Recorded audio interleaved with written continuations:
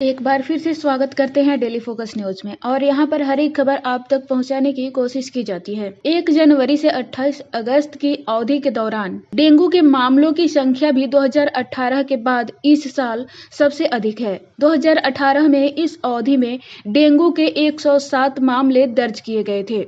Report के अनुसार अगस्त महीने में 45 मामले सामने आए, जो दर्ज किए गए कुल मामलों का लगभग 46% है। डेंगू के मच्छर ठहरे पानी में पनपते हैं, जबकि मलेरिया के मच्छर गंदे पानी में भी पनपते हैं। मच्छर जनित रोगों के मामले आमतौर पर जुलाई और नवंबर के बीच दर्ज किए जाते हैं। हालांकि यह अवधि दिसंबर के मध्य तक बढ़ सकती है। नगर निगमों की ओर से जारी रिपोर्ट के मुताबिक इस साल 28 अगस्त तक डेंगू के 97 मामले दर्ज किए गए हैं। रिपोर्ट के अनुसार जनवरी में डेंगू का कोई मामला नहीं आया था। फरवरी में 2 मामले, मार्च में 5, अप्रैल में 10 और मई में 12 मामले आए थे।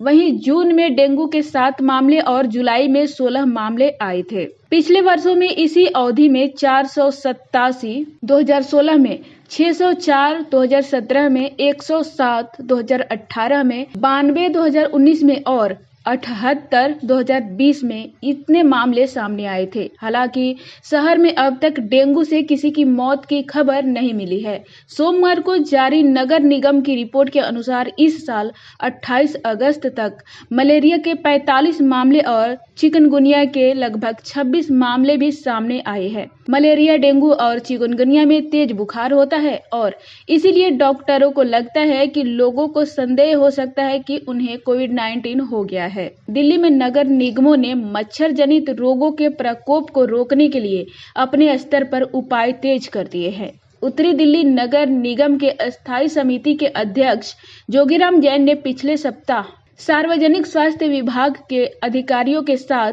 डेंगू, मलेरिया और चिकनगुनिया की रोकथाम पर बैठक की थी। जैन ने अधिकारियों को एनडीएमसी के तहत सभी क्षेत्रों में जागरूकता अभियान चलाने का निर्देश दिया था, ताकि अधिक से अधिक नागरिकों को जागरूक किया जा सके। उन्होंने सरकारी भवनों, स्कूलों, कार्यालयों, सामुदायिक भवनों और औषधालयों के परिसरों में मच्छरों के लार्वा के प्रजनन के नियमित जांच करने के भी निर्देश दिए। तो इस तरह से आप लोग भी खुद बचिए डेंगू, मलेरिया और चिकनगुनिया से, क्योंकि ये फैलते जा रहे हैं। अगर आप लोगों को हमारी वीडियो अच्छी लगी हो तो लाइक, शेयर और कमेंट जरूर करें।